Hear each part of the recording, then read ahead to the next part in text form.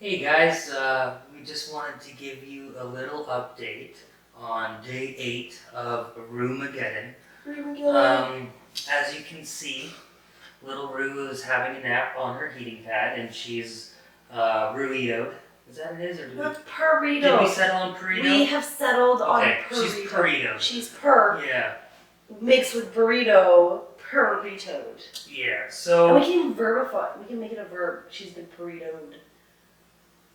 So she could be in the process of being burritoed. So what is she before she's burritoed? She's, what do you mean? Like just sitting there not burritoed? Yeah. She's just by herself, not burritoed. Well, you should think so. Well, anyway, she is now burritoed. I don't know if you can see these little ears right here. Let's see if we can get her to... Don't wake her up. She's so fast. So this is day 2 of the antibiotics. As we discussed on the ride home. We don't need to talk about the price again. So this is day 2 since she had the injection. The injection lasts for 2 weeks. It's a time-released antibiotic. So cool. But she looks amazing today already. Like it's day 2. Like she got it done yesterday, and already by last night, things got significantly better. And when I say significantly, I mean like she was suffering with like bubbles coming out of her nose, which is really cute, by the way. Terrible, but really cute. It's horrible, but oh my god. Oh, so cute. Her eyes gunking over, just slightly lethargic, kind of not feeling so great. To all of a sudden wanting to play for 5-10 minutes, to purring, which we haven't had her to purr in nearly 2 days. Well, last night you had a breakthrough. At one point, we were eating, and she does really good with not touching her food or smelling her food or going up to it because we've been persistent with setting her on the floor.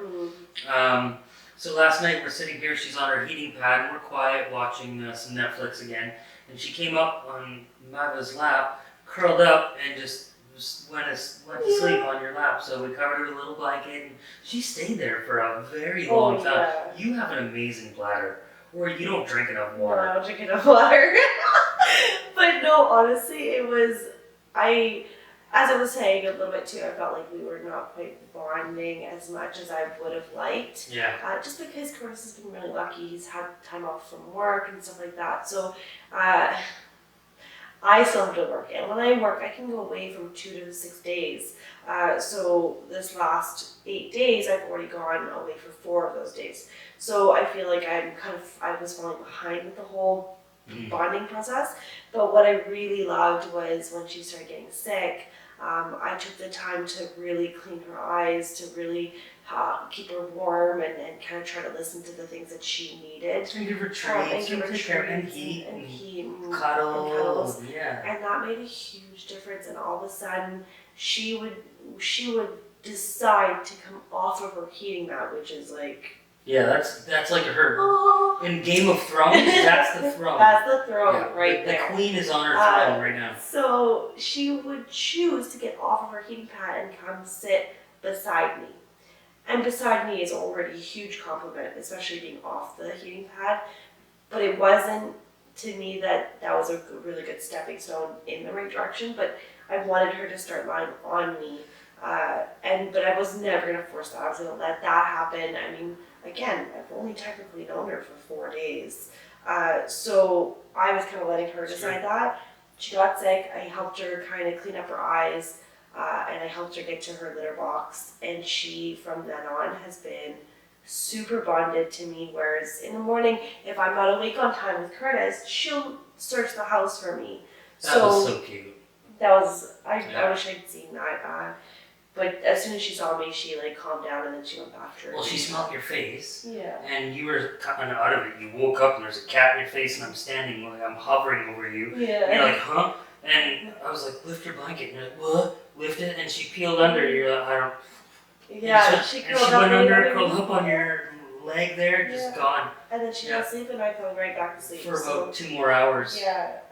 In all fairness to us too, the night before we went to go see the vet, we chose to sleep again in the guest bedroom, which is where she started off. Yeah. Just because again, being that she was sick and she was sleeping on the heating pad, I didn't... And her appointment was in the morning. Yeah, and I just didn't want her to if we heard her start choking or anything, like we would have heard it from the guest bedroom, whereas if we had stayed in our master bedroom, we would have heard nothing with the fan on and everything. And she's very vocal. She tells us when she wants something. Yeah. So the idea is, because the guest bedroom is right there and the door's wide open and her litter box is in there, and she knows we're in there, if she needed anything, she could ask us. We're suckers, but that's what it is. Yeah, that's what we did. So we woke up and her eyes looked a little better, but she had way more mucus production, and you could tell she was starting to feel a little under the weather for sure. So, man, those antibiotics are crazy. Okay? Within maybe 6 hours, she came home, had a good power nap on her heating pad, and then she started eating a lot of the food with some of the L-lysine mousse in there and a lot of water, and yeah, her energy's just been returning. For the next video that we put up, Maiva's going to be in Delhi for the, I guess, 5 days. 5 days, yeah. So probably be more content with just some updates on Rue's recovery. I'm going to keep documenting it. I've been taking a lot of the footage on my iPhone, but I'm going to probably try and capture some on this as well, of me standing back for the whole process so you can see. Technically, we've only put the drops in her eyes and ears twice, once last night and once this morning. I did it by myself, just to see if I could, because you're leaving. I wanted to see how she would react, and she was a sweetheart. I mean, she was even, after I covered her with the blanket and she started purring again. So, she's so malleable. Like, she's really forgiving. We've been kind of poking and prodding at her for the last 2 days, so. She trusts us. Like, that's the thing too, is whenever we do something that you know she's not gonna like, she makes it known that she's not enjoying it. But as soon as you stop and you just talk to her like it's okay, Rue, and you touch her, or you just stop doing what you're doing, she almost immediately now turns back to that neutral, like loving cat. Like, yeah, we're cool. To the point where she's even. Even the vet, she did that too. Well, I had her in the kitchen where we were doing something with her. Yeah. I was cleaning her eyes, that's what it was. And she was a little upset because I was taking a little longer than I should have. And when I was done, she was kind of pouty, but she immediately turned back to me to suck up for pets and cuddles, because she was like, that sucked. So, anyway. I think for me, especially the last little take on the ride home, I was really having a hard time. I was trying to not cry in front of the vet, and I think that's why she was really being more informative with me than she was with Curtis, and she kept really looking at me, and because she could tell I was not doing well. It's really hard to find out, like, you just got a kitten, things should be all fine and dandy and great, and all of a sudden she's getting super sick, and I was devastated. I in my mind, I was seeing that the breeder had somehow screwed us over again. So I honestly, I was in a really bad place. I didn't really talk much in the car ride home. And it was good that I was driving, because I think that was keeping me focused on something else. Yeah. But you know what? I think the thing is, though, we came into Rue's life at the perfect time. Like the vet said yesterday, is she's so lucky that we got her when we did. And I agree with that. But it looks like the battery's getting low, guys, so we're going to end this episode. But stay tuned, come back, we'll keep documenting Rue's recovery, and we'll see you again. Bye, guys. See you. Hey, guys, so this is day after our vet visit with Rue. She's right there. I don't know if you can see her ear. She's right there. But she's and she's passed up pretty hard on her mat right now. But yeah, so she started purring again really strongly. That was really nice to hear. We kind of haven't been hearing it for about 2 days, so hearing her little purr again made me feel absolutely so much better. Her eyes have been super caked over. We've been having to wipe them and kind of clean them with a little cotton ball and water. And of course, warm water. We'd never use something as daring as cold water. And she'll actually like fall asleep as you're doing it. She's really, really patient and good with us. I don't know if it's because she sees us as her protectors and wanting to help her. I I don't know, but I love her personality. It's really nice to have a cat that doesn't fight you on everything. The vet visit was really hard for me. I really struggled during that one.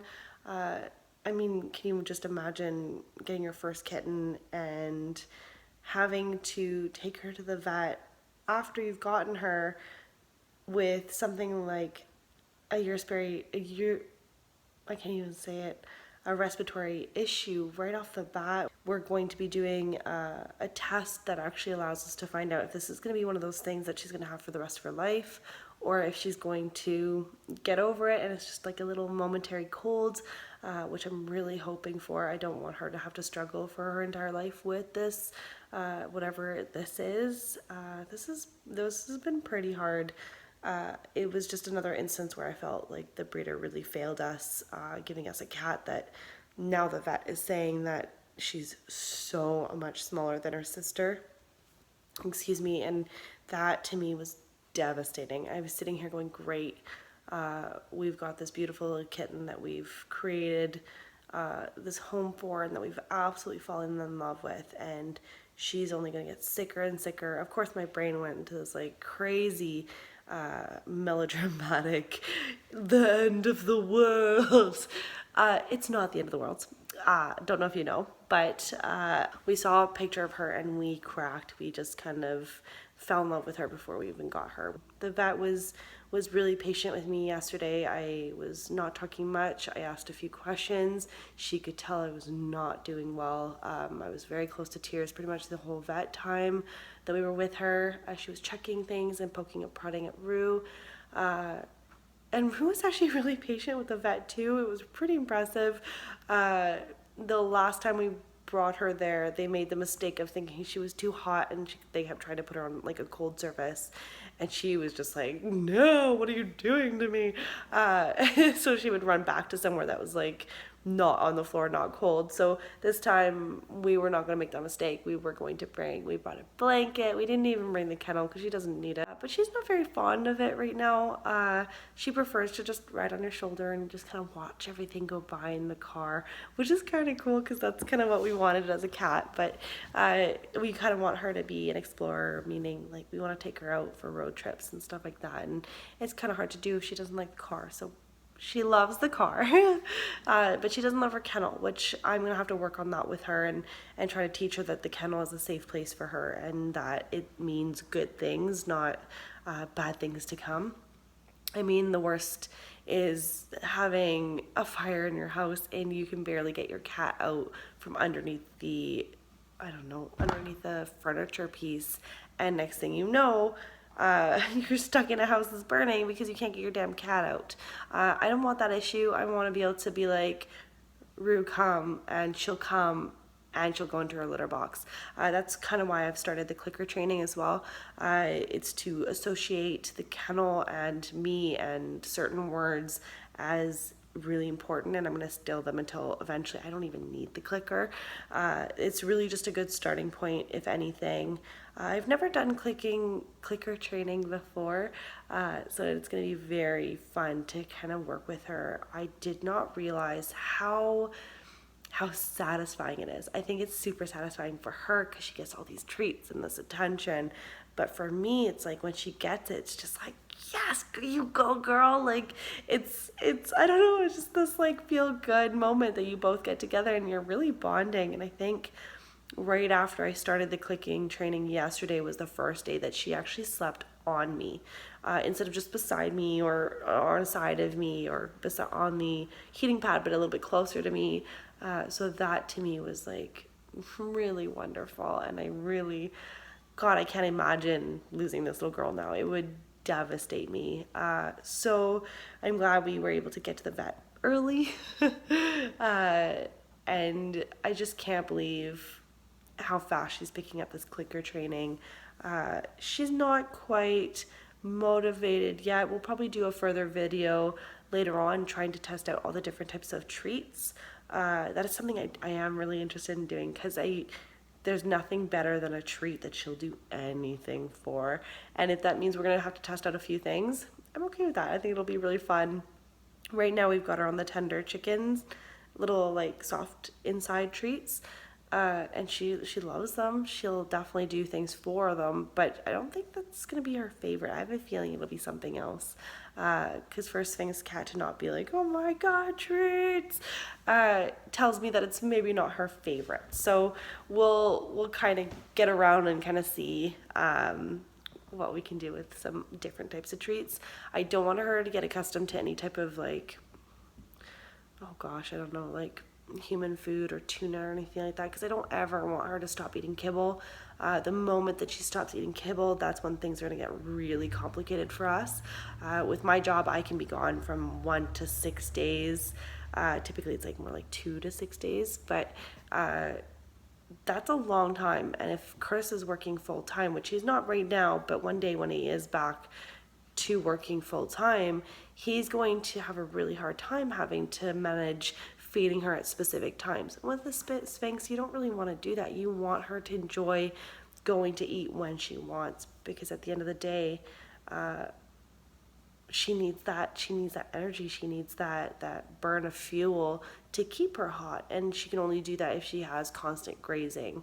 I mean, we could supplement the food with soft food, which we probably should, but it's long term, it wouldn't be that great for both of us, for all three of us rather, just because with our weird timing, she'll never have a proper routine, and that's never good. You want to try to get as best a routine, and this is really the best routine for us.